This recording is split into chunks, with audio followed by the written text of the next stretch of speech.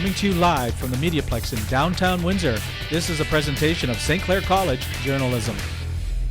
Hi, I'm Sean Frame, and you're watching Mediaplex News Now.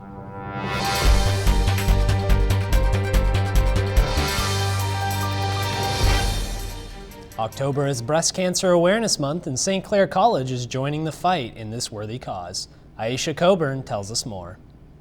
The month of October is Breast Cancer Awareness Month. It is the second most leading cause of death from cancer in Canadian women. St. Clair College is holding a breast cancer awareness fundraiser by selling t-shirts, popcorn, and even cotton candy at the main campus. Sarah Ryrie is the Student Representative Council President of St. Clair College and the host of this fundraiser.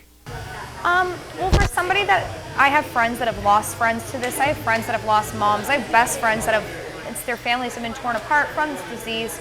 So, although I'm not a scientist and I know that I don't have it in me to maybe develop the cure, but I do know that it is part of my job as a human to do as much as I can to help end this cycle, to find this cure. And whether it be making cotton candy or making popcorn and selling it to students for minimum donations of 50 cents, because we want students, we know that not a lot of students have a lot of money to spare, but everyone has about 50 cents. And we've had a lot of people who've given $20 bills for 50-cent popcorn or cotton candy. It gives me chills, but it just shows people are being affected.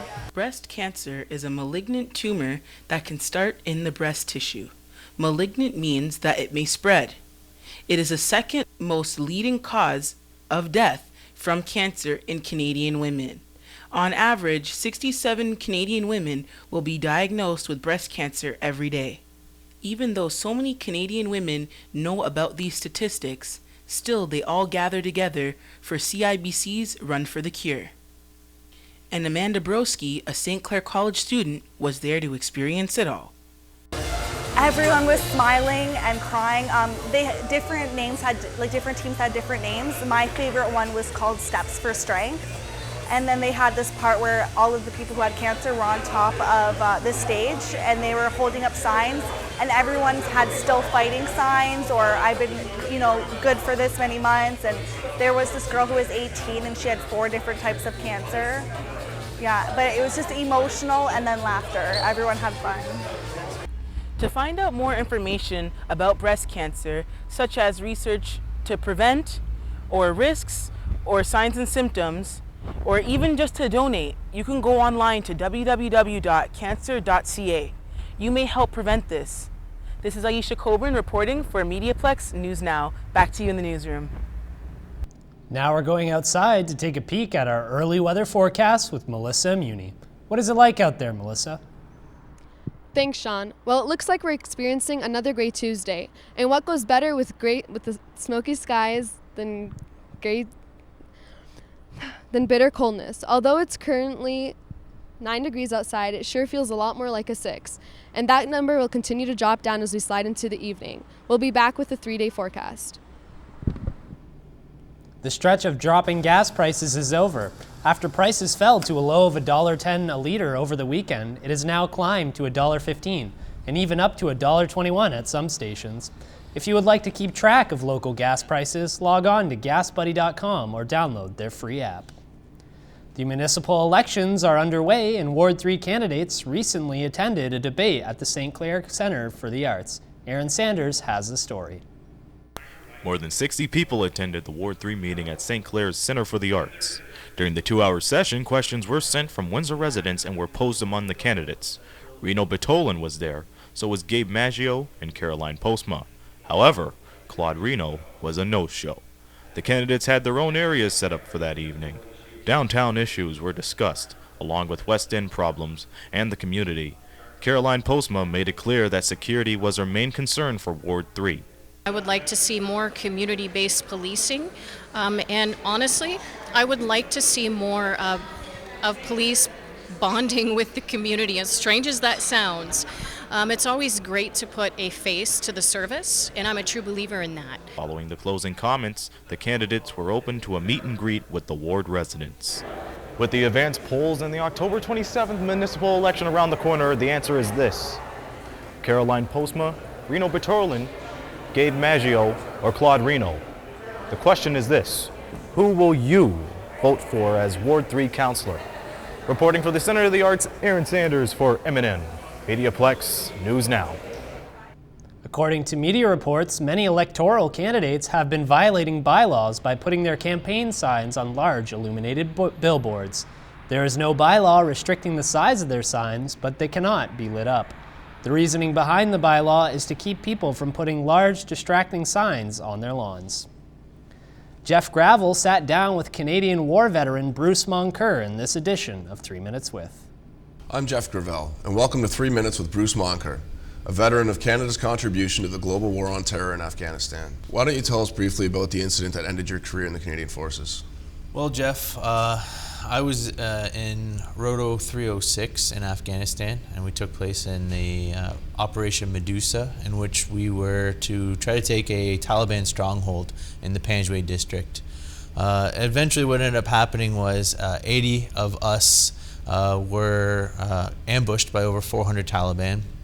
We took place in a 4-hour battle where we sustained 25% casualties. We were forced to retreat. Thankfully, we weren't enveloped on all sides, and we still had our point of entry to retreat out of. The next morning, an American A-10 mistook our position for that of the Taliban and strafed myself and my platoon. And in essence, in 48 hours, my platoon was reduced from 40 to 5, who were either killed or injured. I myself sustained serious injuries to my head.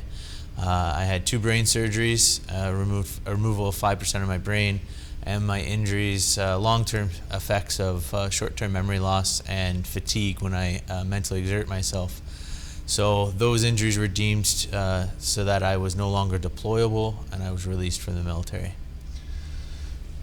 Thank you for your service. Now, you've never shied away from publicly speaking about your experience. In light of the recent attack in Quebec yesterday against 2 Canadian Forces soldiers, how does that impact your sense of personal safety? Well, I can tell you this. Having been to Afghanistan and having had such a heightened sense of awareness, I guess, what ends up happening is you tend to be a little bit more diligent. I mean, obviously you're not expecting someone to do something so horrific as what the gentleman did in Quebec, but you can't, and at the same time you can't live your life in fear of a reprisal. I guess in the end of the day, you just have to have faith in the, for myself would be the Windsor Police. Earlier in June, in fact, my next door neighbor was killed by her son with a hammer, and I watched firsthand the Windsor Police and how professional and how good they are at their job. So I feel quite confident that the police force in Windsor can protect me and my family and my friends. So what's next for you now? Well, I'm actually put in for the NDP nomination for Windsor-Tecumseh to be the Member of Parliament to represent my hometown. Well, Bruce, can you tell me what your favorite part of serving was when you were still with the military? Well, I can tell you this. I really enjoyed the camaraderie. I loved serving with fellow soldiers. I loved having, the RQ sergeant that would bring me into his office and, tell me, what the plans were for the day. And, I really enjoyed just being one of the boys and, just having that close-knit camaraderie-ship, between all of us. Again, I want to thank you for joining us. This has been 3 Minutes with Canadian veteran Bruce Moncur. Dan Gray had a chat with Major Mark Douglas, commander of the Essex-Kent Scottish Regiment, on this edition of 3 Minutes With. I'm Dan Gray. Welcome to 3 Minutes with Major Mark Douglas. Major Douglas is the commanding officer of the Essex-Kent Scottish Regiment. Welcome. Thank you. What is the Essex-Kent Scottish Regiment? It's a Army Reserve unit, part of 31 Canadian Brigade Group headquarters in London. We're one of 6 infantry regiments within the brigade, and one of, I think, over 50 across the country. And what does a reserve regiment do? Like, what is their purpose within the Canadian Armed Forces? It it's got a couple of main roles. One is to to assist with domestic operations if there's a need for it within Canada, such as humanitarian assistance, or, for example, for the G8 summit, there was a fair number of reservists, some of those being from the Essex and Kent Scottish, that participated in that. So, we know Remembrance Day is coming up quite quickly on us all. What is the Essex and Kent Scottish doing for Remembrance Day? We're going to be parading on the 11th as a regiment. As you know, we have members in Chatham, Kent also. And we'll be bringing those members to Windsor. We'll parade first down at Dieppe Park at our regimental memorial for the Dieppe operation, and then we'll proceed up to the cenotaph for the memorial service there. And being a member of the Armed Forces, what would you say to the citizens of Windsor about Remembrance Day, and what would you like them to do? Well, certainly if they're able to, and I know that not everybody is, if they're able to come out to the cenotaph in Windsor or in their local community, that would be very good. If not, and I know that many still have to work on that day, then I would ask that they take some time to pause and remember those that served, and particularly those that gave the ultimate sacrifice during conflicts throughout our history. Remembrance Day will be held on November 11th at 10:30 at the memorial in Windsor, just up the street from City Hall. Thank you for watching. This has been 3 Minutes with Major Mark Douglas. All right, let's go back outside to Melissa so we can see our 3-day forecast. Melissa? Did you know the lowest recorded temperature in Northern Hemisphere was negative 62.1 degrees Celsius in Staying, Yukon? Well, it may be chilly now, but temperatures won't get that low this week. In fact, we're looking at a steady increase in temperature. Wednesday will be 12 degrees with a low of 5 and mix of sun and clouds. Thursday, we're looking at a high of 13 degrees and a low of 3 with a lot of sunshine. Finally, Friday will also be 13 degrees with a low of 3, although cloudy again. So until the blue skies drive the dark clouds away, I bid you adieu from the corner of University and Victoria. I'm Melissa Amiouni. Back to you, Sean. Our post-secondary students at risk of putting on the pounds, Taylor Bush tells us how we can avoid unhealthy habits at school in today's Health Minute. Hi, I'm Taylor Bush, and this is your Health Minute. Have you heard of the Freshman 15? Many doctors say it's no laughing matter. Studies show college and university students gain an average of 5 to 15 pounds during their first 2 years of school, and most of these lbs are put on during the first semester of freshman year. Consider this. If a post-secondary student gains just a few pounds every year they are in school and then continues putting on the weight at the same rate after graduation, they will quickly become obese. Obesity currently affects 1 in 4 Canadians. It is a slippery slope that can also cause coronary heart disease, high blood pressure, stroke, type 2 diabetes, sleep apnea, reproductive problems, and even cancer. So how do we end the Freshman 15 once and for all? First, stop telling students it's okay for them to gain weight while in school. Second, quit buying into fast and easy weight loss scams that don't work. And third, start developing healthy habits like walking more, eating better, sleeping longer, and drinking less. If we all start doing these things, the Freshman 15 will surely become a thing of the past. I'm Taylor Bush, and this has been your Health Minute. West Side Story is a theatrical classic recently put on at the Walkerville Theatre. We sent Taylor Bush to check it out. The last showing of West Side Story took place this past weekend at the Old Walkerville Theatre in Windsor. Director Chris Rabideau said it was one of the most demanding and rewarding shows he has ever worked on. Months of work and preparation. These kids have been through dance classes, vocal classes.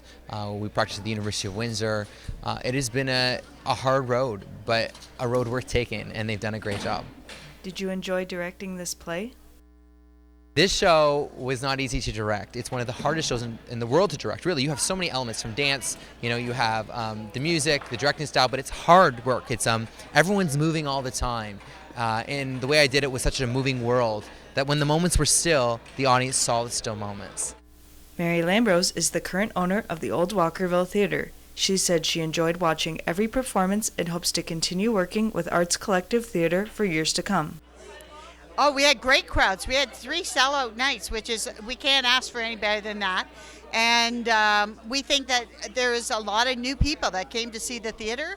And I think going forward, people are going to know you better buy your tickets in advance or you're going to be standing outside for a long time. We're really together now. But it's not us. It's everything around us. To many people's surprise, Maria was played by grade 10 student Maya Morris. Morris, who has never acted before, said the experience has changed her for the better. It's been an amazing experience. I can't even imagine how it could have been better. I'm so thankful for Chris Rabideau and Leslie McCurdy for this opportunity. Do you have any advice for anyone else who is looking to try acting? Just do it, because I've never taken a drama class, I've never taken acting, but I just did this. I just auditioned, and I'm so glad. That's the only way to do it. Just go for it. Forget all your inhibitions and just do it, because it's so worth it. Experienced actor Sean Sennett said the opportunity to play Tony was priceless. I remember seeing this show 6 years ago. My aunt and my grandma had taken me to see it in Stratford, and it was the show that made me want to do this. And to now be performing it for my aunt and my grandma, it's just a dream come true. And I see little kids coming to see it now, and I'm like, that was me. I hope you get the same impression that I got. With more events in the works, including a social justice play planned for the spring, Rabideau says ACT is looking for more Windsorites to get involved. Well, we have a couple of things coming up. Our Purple Party is in November, and that's a party, a fundraiser to help fundraise funds for our next educational project, which will be a social justice project, Theatre for Social Justice and Social Action, and that'll be on mental health this coming early spring. And then we'll be doing our next huge musical, which is going to be very exciting. I can't wait for you to find out what that is. Reporting for Mediaplex News, I'm Taylor Bush. Chris Rabideau was the director of the West Side Story, and Bobby Jo Keats sat down with him in this edition of 3 Minutes With. Hi, I'm Bobby Jo Keats, and today we are spending 3 minutes with Artistic Director Chris Rabideau of the Arts Collective Theatre. Chris, first of all, what can you tell us about the Arts Collective Theatre and what it means to you personally? Well, Arts Collective Theatre, ACT, is a new organization here in Windsor, and it's really about developing new artists and building a collective of artists, educators, and mentors, and together creating meaningful theatre. Awesome. What's your background in theater and what does it mean to you personally? Well, I started out as a social justice artist and activist, and I looked at oppressed areas and individuals in town, and we would bring issues to justice through theater. And it's an amazing way to have them come out, express themselves, and to teach a community. Wonderful. On Friday night, the theater's production West Side Story opened. Yeah. What can you tell me about that and also the feedback you've received from it? Well, it's amazing. It's part of our Arts Collective Theatre student intensive program. And what it is you spend 3 months with students from grade school to grad school, coming together, multi-level of education, working with mentors and artists in our community to help teach them and help them grow.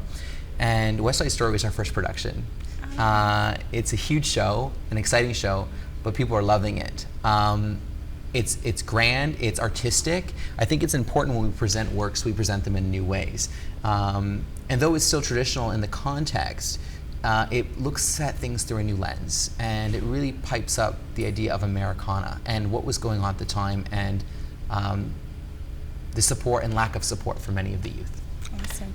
When's your next show and how much are tickets? Well, this weekend we have shows on Friday at 7:30, Saturday at 7:30, and Sunday at 2. Tickets are $22. It's a great show. People are loving it, and I've heard nothing but good things. Awesome. And people have called it a triumph, and people are really excited what we're going to do next. And I think it's always good when you start a new company that people want to see what's next. And where can tickets be purchased? Well, you can buy them at the door at the Old Walkerville Theatre. The old Tivoli, as people might know it, a half an hour before the show, or you can call 253-2929 for tickets to book them and pick them up at will call. So what upcoming projects are you working on right now? Well, the next is the Purple Party, and the Purple Party is really a celebration of life, and it really looks at the anti-bullying initiatives happening in our schools. So it's a week-long endeavor, and it'll all culminate with a November 19th party at the Old Walkerville Theatre. And we're inviting educators, mentors, students, supporters to come out and to help us raise money so that we continue to do things in the school. So come and wear a little bit of purple. Wonderful. Well, I'm Bobby Jo Keats. Thank you for joining us, and this has been 3 Minutes with Chris Rabideau.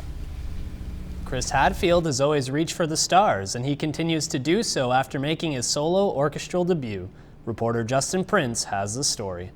Author, musician, astronaut. Those are some of the words used to describe Canadian Chris Hadfield, who made his solo orchestra debut with the Windsor Symphony Orchestra at the Capitol Theatre on October 17th. Working together with WSO maestro Robert Franz, who he previously worked with in Houston, Hadfield performed in front of a capacity crowd during 4 concerts throughout the weekend. Due to popular demand, the WSO says they had to add extra seats on top of the 624-seat capacity of the Pentastar Playhouse. Hadfield, when asked during a media Q&A session why he chose to perform in Windsor first, he says it was part trust and part luck. And you want to show it to somebody that you trust.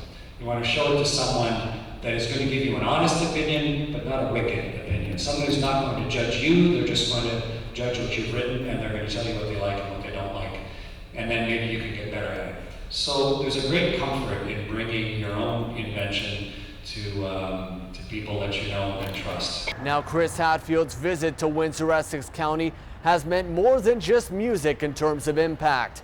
Hadfield spoke to more than 6,000 elementary school students from across Windsor, Essex County via live broadcast and inside the Pentastar Playhouse, speaking about space. He also spoke to more students at Science City, Windsor before speaking to the media Friday. Shelley Sharp, the communications manager for the WSO, says it felt like there was a buzz in the air during the final preparations for the concerts.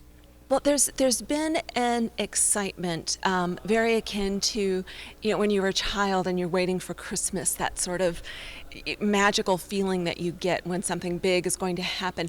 But last night, everything sort of fell in place when we saw Chris on stage with the orchestra, and even the faces of the musicians themselves were full of excitement, full of joy. They were really having a good time. The music sounded fantastic, and that's when you realized the magic is happening. This is all coming together. And that magic was seen when Hadfield took to the stage with his acoustic guitar.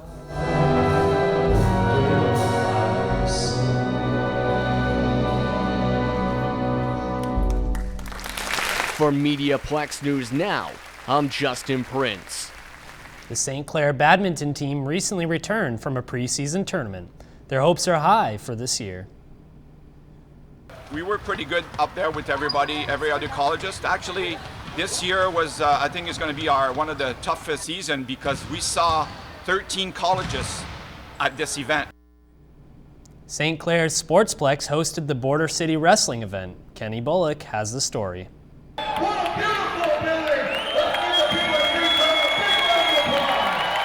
Border City Wrestling came to St. Clair College's Sportsplex. A packed audience beheld a display of strength and skilled wrestling moves. St. Clair Vice President John Fairley was definitely impressed. Can you believe it tonight? I mean, this was non-stop action. You know, when the promoter of Border City Wrestling came to us, I said, look, here's the deal. We want something that's going to be a wow factor, because we look for opportunities like this to bring people to the college. This was the first commissioned event at the Sportsplex. One of the biggest surprises was the guest starring of former WWE superstar Bret the Hitman Hart. BCW wrestler Tyson Dukes was excited to see his childhood idol. I was a kid. I grew up with a Hitman. You know, it's really cool. Because I've been at this so long, you don't really put yourself in a kid's shoes.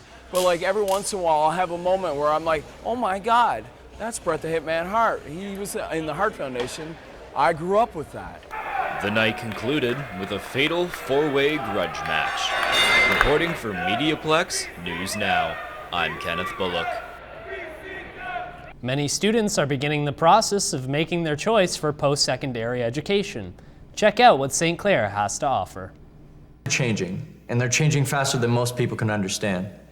It's not my parents' generation anymore, and I can't just go by their ideas because it's not necessarily relevant anymore. There's a jobless generation out there walking out of universities with no idea how to engage their industry. A degree isn't necessarily a pathway to their career. Being industry ready is. I have to take control of my future.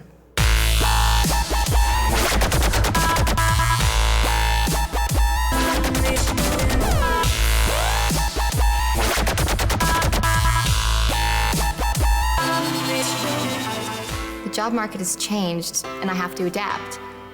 I'm not just getting theory, I'm getting skills.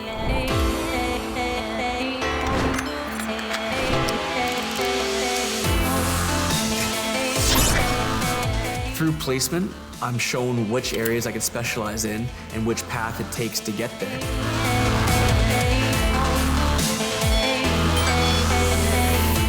I struggled a lot in high school because, people just kept lecturing at me, and that's just not my way of learning. I learn by doing. I learn by reacting to a situation. St. Clair puts me directly into my industry. I'm dealing with real patients, real life situations. It's not just theory, it's not book work anymore. I think it's so important to be taught by industry professionals because they know what they're doing, and they're not just teaching because they read it in a book somewhere. They're teaching because they've lived it. I got that genuine feeling from St. Clair, like it was just home. Like I wasn't uncomfortable, I wasn't uneasy, it felt nice. I have to take control of my future, and that's what I'm doing. I got a gut feeling with St. Clair that was great, and I definitely wasn't let down.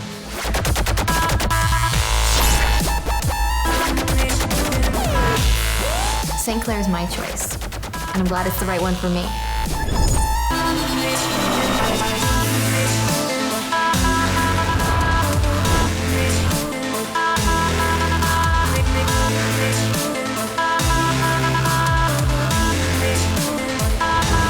I choose to take control of my future, and my path is St. Clair College. I choose. I choose. I choose. I choose to take control of my future. My path is St. Clair College. I choose to be here.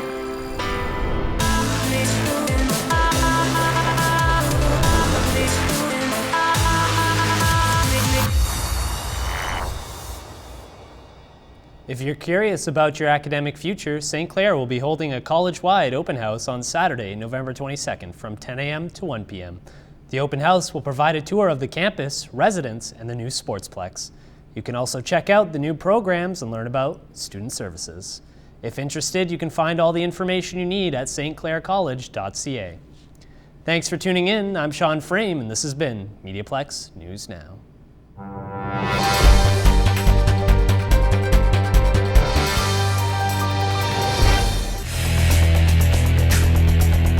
Mediaplex News Now is a production of the St. Clair College Journalism program.